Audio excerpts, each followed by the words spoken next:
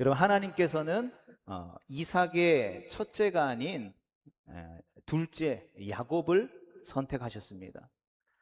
둘의 성장 과정들을 지켜본 다음에 어떤 이 대를 잘 물려받을 사람을 결정한 것이 아니라는 것이죠. 여러분, 그들이 태어나기 전에 그렇게 정하신 것입니다. 이를 통해서 우리는 하나님의 선택함이라는 것이 어떤 우리 인간의 조건에 의해서 좌지우지 되지 않는다라는 것을 우리는 알 수 있습니다. 본문 1절에 말씀하고 있는 것이 바로 그것이죠. 이스라엘에게 아무런 조건도 묻지도 않고 따지지도 않고 일방적으로 사랑하셨다라는 것입니다. 구약 성경에서 사랑으로 번역된 단어는 주로 헤세드라는 단어입니다. 그런데 오늘 본문에서 사용된 단어는 아하브라는 단어가 사용되어졌습니다. 이 아하브라는 것은 선택에 초점을 맞추고 있는 사랑을 의미합니다. 즉, 어떤 사람을 사랑할 때에 그 사람의 어떤 행동이나 행위나 행실로 인해서 그 사람을 버리지 않고 인정해 주는 사랑을 의미하는 것이죠. 여러분, 여러 아이를 입양해서 키우는 가정이 있었습니다. 한 아이가 아이인 것을 이제 학교 다니는 친구들이 알게 되었습니다. 그 사실을 뭐 아이들이니까 놀릴 수 있겠죠. 그러면서 이런 이야기가 오고 갔다고 합니다. 야, 너는 엄마가 친엄마가 아니라면서? 그러자, 응, 그래. 그게 왜?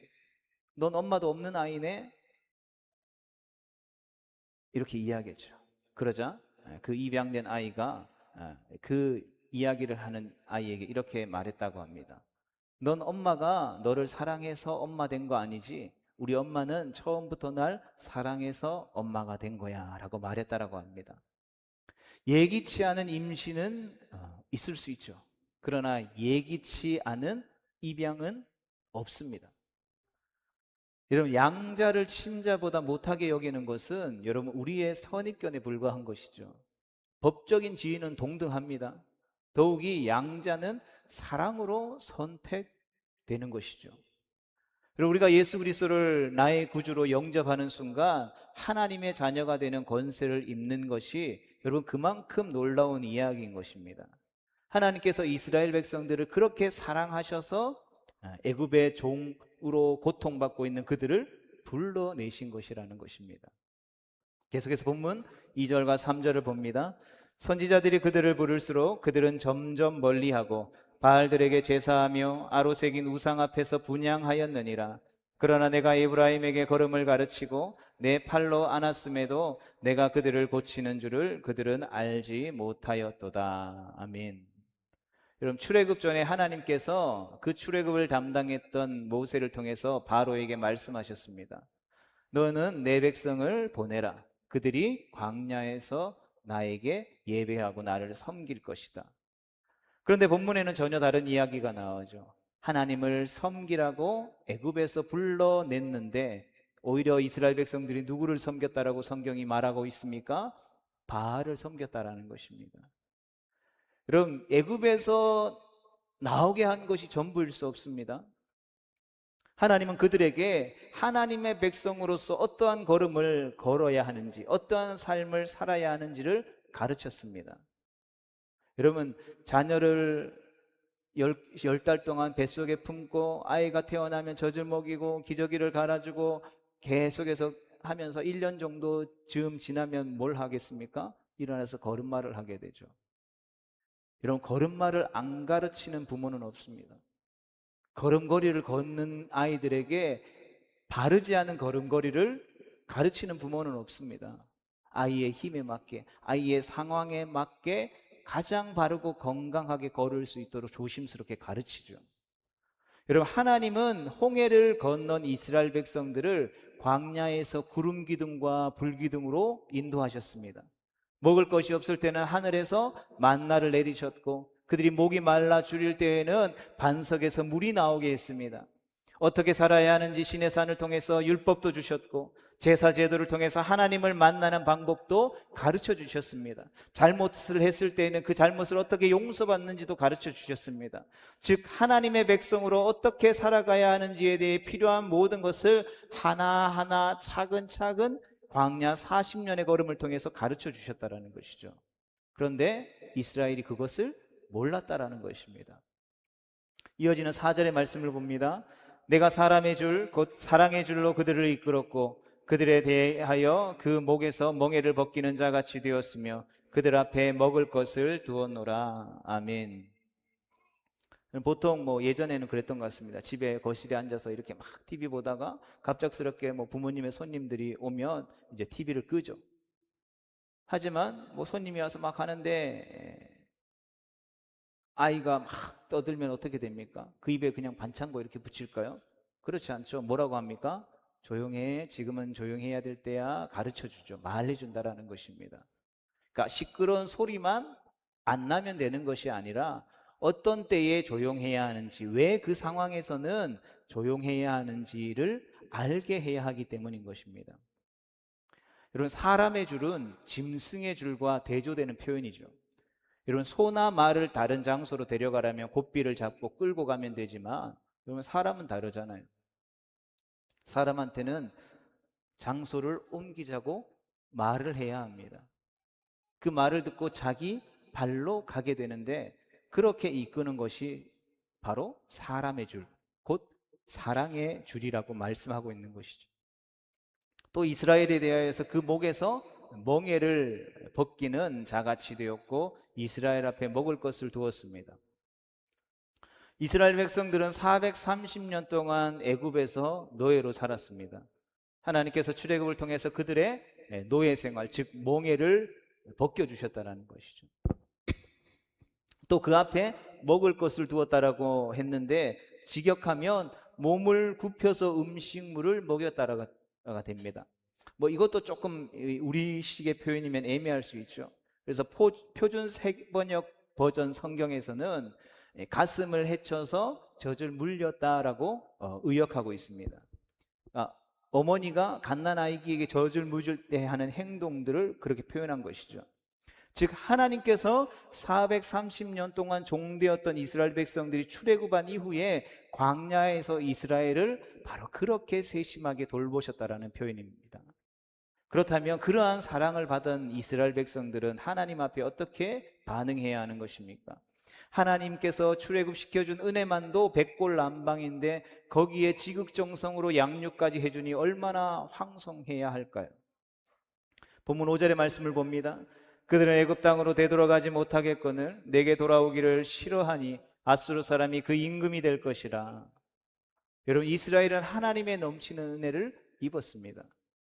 그런데 그 반응이 본문인데 이스라엘은 광야 생활 내내 어디를 그리워했다라는 것입니까? 애굽을 그리워했다라는 것이죠. 출애굽한 이후에 가데스 바네아에서 가나안 땅을 정탐한 다음에는 애굽으로 돌아가자며 시위를 벌이기도 했습니다. 애굽으로 가려면 다시 홍해를 건너야 하는데 설마 하나님께서 홍해를 또 갈라주시겠습니까? 그런데도 그런 풍조와 그러한 불평과 불만과 애굽을 그리워하는 문화들이 무려 700년 동안 이어져서 지금 호세아 시대까지 근절되지 않았다라는 것입니다. 여러분, 어떤 여인이 있습니다. 결혼을 했는데도 한 남자의 아내로 살기를 거부합니다. 결혼했으면 처녀 시절로 돌아갈 수 없는데도 한 남자의 아내이기를 거부하면 여러분, 음란한 행실밖에 나올 것이, 드러날 것이 없는 것입니다. 여러분, 순수하게 내가 처녀 때처럼 다른 한 남자를 사랑하는 것은 여러분 불가능한 것이죠. 여러분, 이스라엘 백성들은 애굽에서 탈출했습니다. 다시 예전처럼 애굽의 지배를 받을 수는 없다라는 것이죠. 여러분, 그 길은 홍해로 막혀 있는 것입니다. 여러분, 그런 상황에서 하나님의 다스림과 통치, 즉 지배를 거부하면 남는 것은 뭐라고 말씀하고 있습니까? 아수르의 지배를 받는 것뿐이다라는 것입니다. 여러분, 다른 길은 없다라는 것이죠. 계속해서 6절 7절 말씀을 봅니다. 칼이 그들의 성읍들을 치며 빗장을 깨뜨려 없이 하리니 이는 그들에게 책으로 말미암음이니라.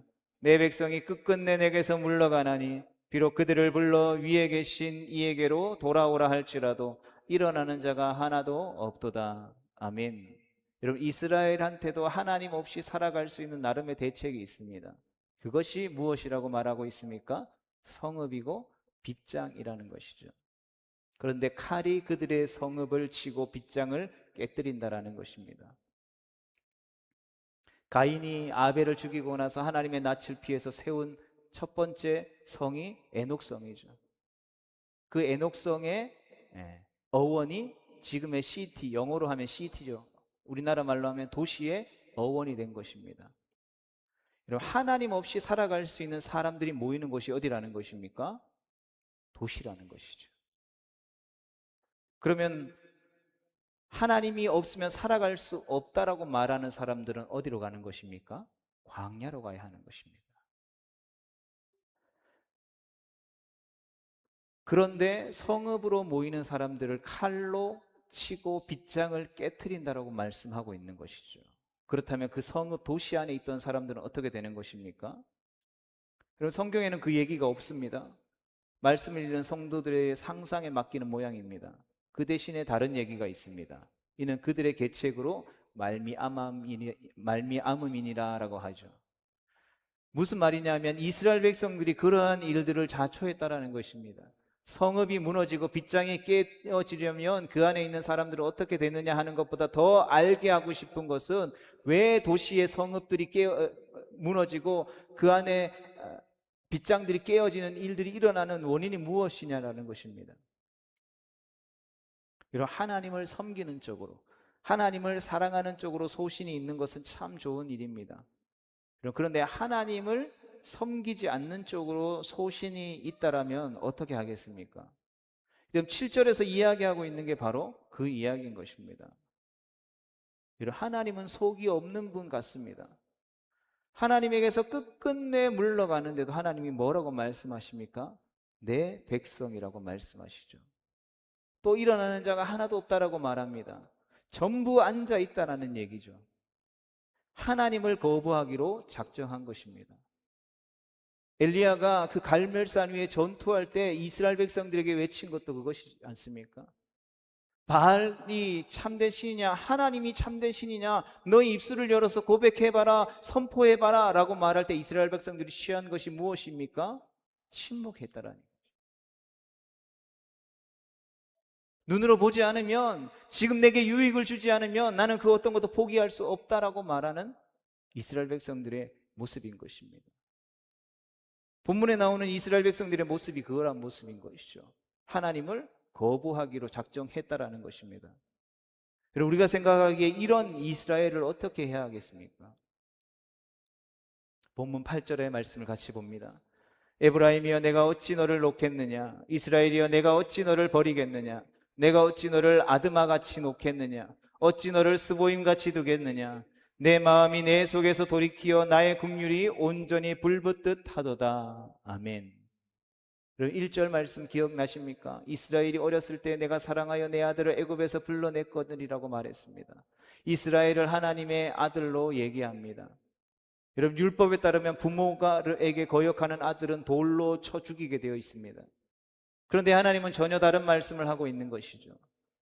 창세기 14장에 우리가 살펴본 대로 고대판 중동 전쟁이 기록되어져 있습니다. 아브라함의 조카였던 롯이 그 전쟁에 휩쓸려서 포로가 되었다가 아브라함에 의해서 구출됩니다. 그때 시날과 엘라살과 엘람과 고임이 한편이었고 소돔과 고모라와 아드마와 스보임과 소알이 한편이었습니다. 여러분, 소돔과 고모라의 멸망을 모르는 사람이 없습니다. 하나님을 모르는 사람들도 소돔과 고모라의 멸망은 다 알고 있습니다. 그때 아드마와 스보임도 같이 멸망했다라는 것이죠. 여러분, 롯이 피한 작은 성이 무엇이었습니까? 소알이었죠. 그 소알만 작은 성이어서 심판에서 제외된 것입니다. 확실하진 않지만 성의 규모가 작은 만큼 죄가 덜 누적되었던 모양입니다. 이런 본문 7절이 이스라엘의 실상이죠. 그런데 하나님은 본문에서 말씀하십니다. 그 옛날 아드마와 스보임은 멸망시켰지만 내가 어떻게 나의 백성, 내 백성 이스라엘을 그렇게 멸망시키겠느냐라는 것입니다. 죄악으로만 이야기하면, 잘못으로만 이야기하면 멸망당했던 아드마와 스보임과 이스라엘이 다를 바 없다라는 것입니다. 그러나 그럼에도 불구하고 하나님이 버리지 않겠다라고 말씀하시죠. 하나님께서 우리가 호세아서의 말씀을 나누면서 호세아 선지자에게 찾아오셔서 음란한 여인을 아내로 맞으라고 말씀하셨습니다. 그래서 호세아는 하나님의 말씀을 따라서 고멜을 아내로 맞이하게 되죠. 그러나 호세아와 결혼했음에도 불구하고 고멜은 호세아가 아내가 된 다음에도 여전히 음란했습니다. 외간 남자를 따라 집을 나갔습니다. 율법대로 하면 어떻게 해야 합니까? 돌로 쳐 죽여야 하는 것이죠. 그런데 호세아한테 고멜을 다시 데리고 오라고 하나님이 명령하십니다. 호세아한테 고멜의 용서를 말씀하신 하나님이라면 여러분 이스라엘에게도 용서를 말씀하실 것입니다. 그렇다면 율법을 어떻게 되는 것입니까? 율법을 정하신 분이 하나님이신데 하나님 스스로 율법을 어긴 것이 과연 정당한 것입니까? 여러분 고멜의 죄는 호세아가 대신 담당했습니다. 노예 시장에 팔린 그를 은 15과 보리 한 호멜 반으로 다시 사온 것이죠. 마찬가지입니다. 하나님께서 이스라엘의 죄를 감당하실 것입니다. 또 신약 성경에 보면 사람들이 음행 중에 잡힌 여자들을 예수님께 데려와서 어떻게 해야 하는지 물었습니다. 예수님은 죄 없는 자가 돌을 들어서 그 여인을 먼저 치라고 말씀하셨죠.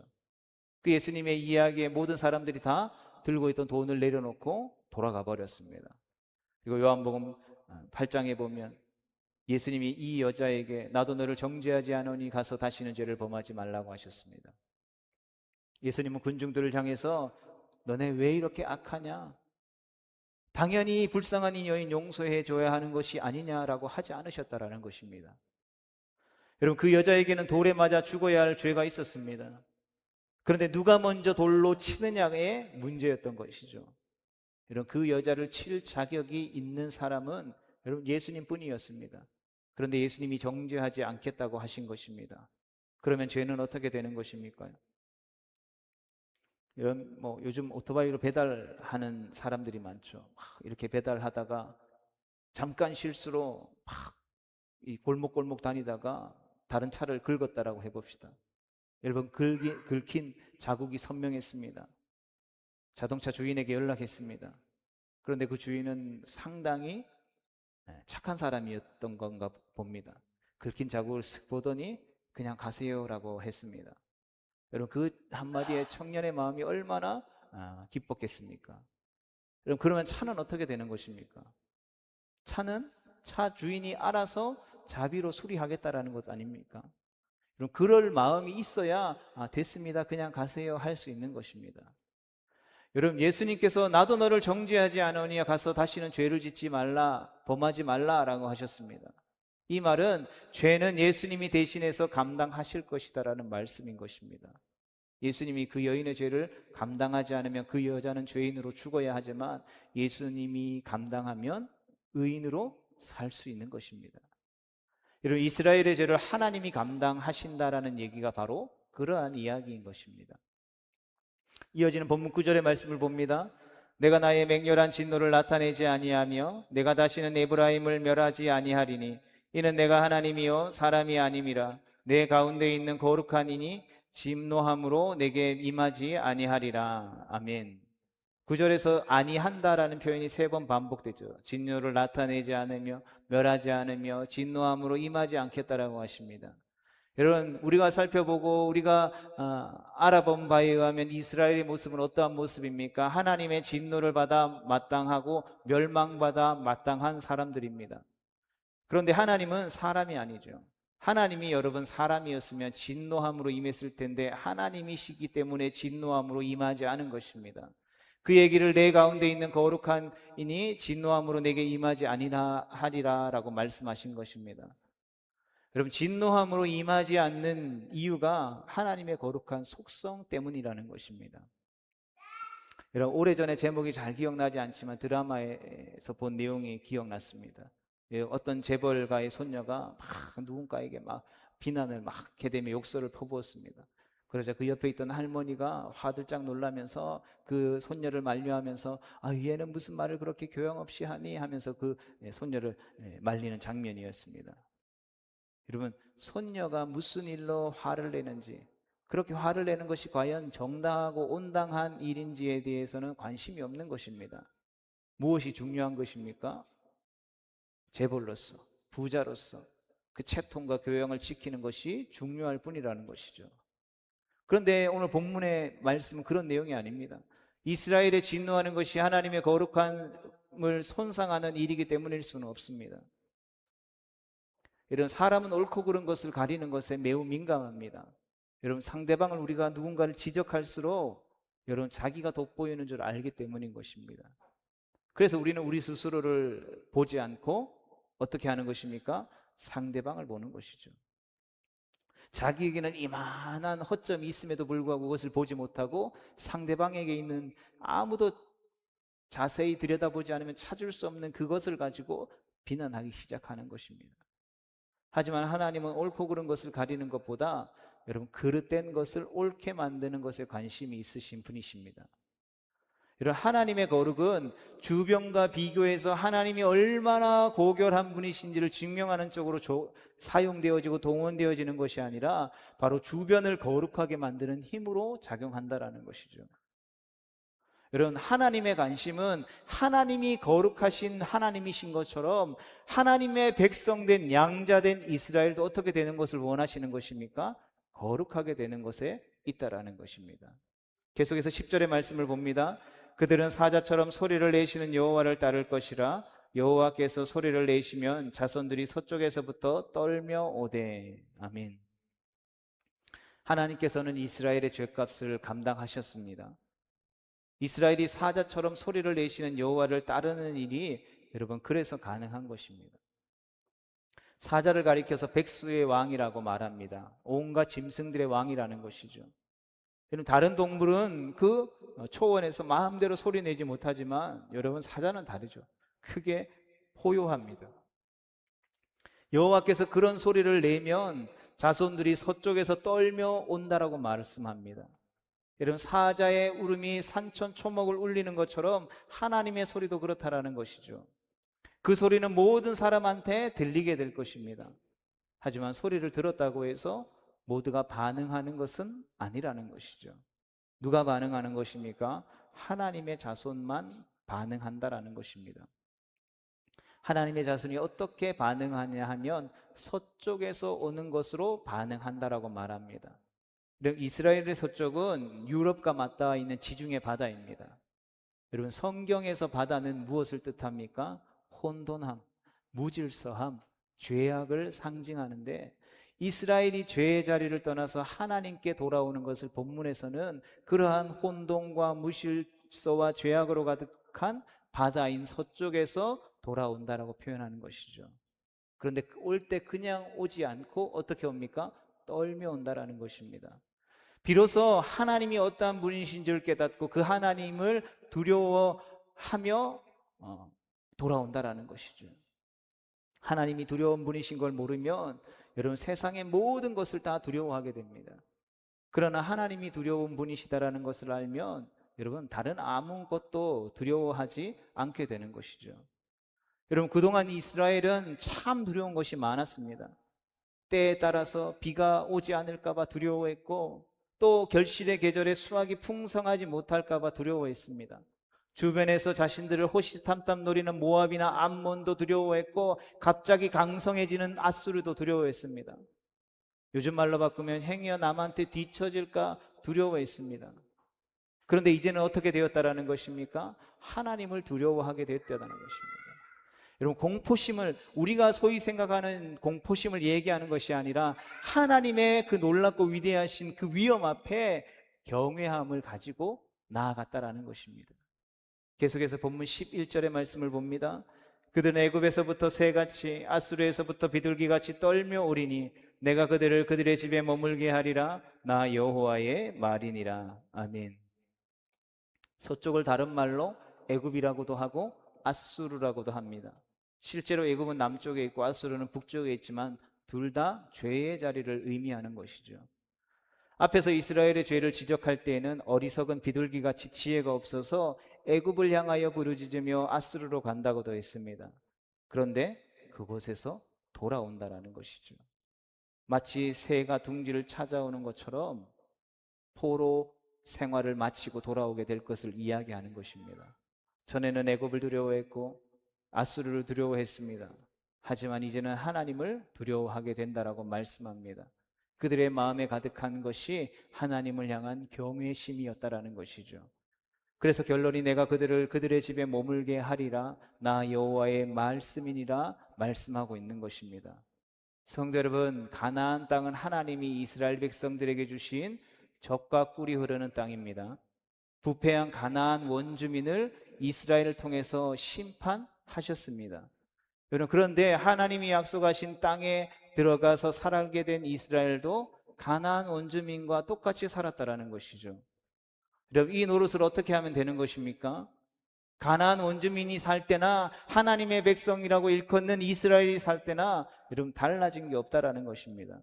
예수 믿지 않을 때나 예수 믿을 때나 삶의 모습이 달라진 게 없다라는 것입니다. 결국 이스라엘을 하나님께서 포로로 흩으신 것입니다.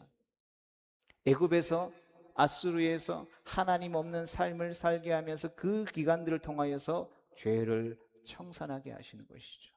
정결하고 깨끗하게 하시는 것입니다. 하나님의 사람으로 온전하게 자라가게 하시는 것이죠. 그리고 나와서 마침내 다시 부르게 하는 것입니다. 여러분, 그 얘기가 내가 그들의 집에 머물게 하리라 라는 말씀의 의미인 것입니다. 그동안 다른 나라에서 고생했으니까 다시 가나안에 가서 살아라 라가 아닙니다. 거룩해졌으니 이제 거룩한 땅에 살아라 라는 말씀인 것이죠. 여러분, 구약의 이스라엘 백성들이 오늘날 신약의 교회들입니다. 그러하기에 우리가 할 일은 떨며 하나님을 경외함으로 하나님 앞에 나아가는 것입니다. 여러분, 우리가 하나님을 경외하게 될 때까지 하나님은 우리의 인생에 계속해서 간섭하실 것입니다. 하나님은 우리를 마침내 하나님의 백성답게 하실 것입니다. 왜 그렇습니까? 하나님은 하나님 되시기 때문인 것입니다. 오늘 본문의 마지막 12절의 말씀을 보겠습니다. 에브라임은 거짓으로, 이스라엘 족속은 속임수로 나를 애워쌌고, 유다는 하나님 곧 신실하시고 거룩한 자에게 대하여 정함이 없도다. 아멘. 여러분, 에브라임은 거짓으로, 이스라엘은 속임수로 하나님을 애워쌌습니다. 여러분, 에브라임이 이스라엘이고 거짓이 속임수입니다. 여러분, 같은 내용을 다른 표현으로 반복하는 것은 히브리 사람들이 즐겨 쓰는 기법이죠. 먼저 이스라엘이 거짓으로 하나님을 애워쌌습니다. 여러분, 성경이 말하는 거짓은 사탄에게 속했다라는 뜻인데 사단은 거짓의 아비이기 때문인 것입니다. 또 애워쌌다라는 얘기는 성을 둘러싸서 공격하는 것을 연상하게 합니다. 이스라엘이 죄와 한통속이 된 것을 하나님을 공격하는 것에 비유한 것이죠. 여러분, 어떤 집에 말썽만 부리는 아이가 있습니다. 어머니가 그 아이를 바라보며 한숨을 쉬며 말합니다. 아휴, 왜 이렇게 날 못 잡아먹어서 안달이니? 설마 아이가 어머니를 못 살게 굴려고 그랬을까요? 어머니가 좀 하루라도, 잠시라도 편안했으면 좋겠다, 좀 정신 좀 차리고 좀 여유롭게 있었으면 좋겠다라는 생각은 있을 것입니다. 하지만 자기 행실을 고치지 않으면 결국에는 어머니가 고통받을 수밖에 없다라는 것이죠. 에브라임은 거짓으로, 이스라엘 족속은 속임수로 나를 애워쌌고 그런 이야기를 해주는 것입니다. 비단 이것은 북이스라엘만에 국한된 것이 아니죠. 계속해서 호세아서는 남왕국도 다르지 않다라는 것을 이야기합니다.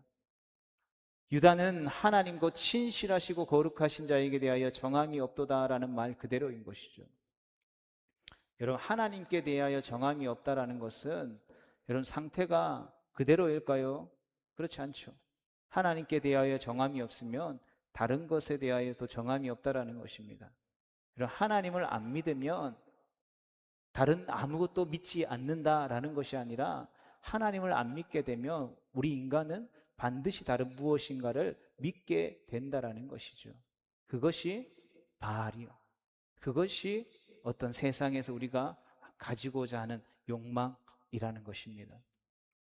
사랑하는 성도 여러분, 그럼에도 불구하고 하나님은 우리를 절대 포기하지 않으시는 줄 믿으시기를 축복합니다. 하나님은 여전히 이스라엘 백성들 가운데 함께 하셨던 것처럼 하나님의 열심을 가지고 오늘도 변함없이 우리 한 사람 한 사람을 하나님의 거룩한 백성으로 세워가시며 우리를 통해 주님의 몸된 교회와 주님의 나라를 이루어 가실 것입니다. 그리고 그 하나님이 오늘 예배하고 이 말씀 앞에서는 나의 하나님이신 줄 믿고 그 하나님 한 분만을 섬기는 거룩하고 복된 하나님의 백성 되어질 수 있게 되기를 주님의 이름으로 축복합니다.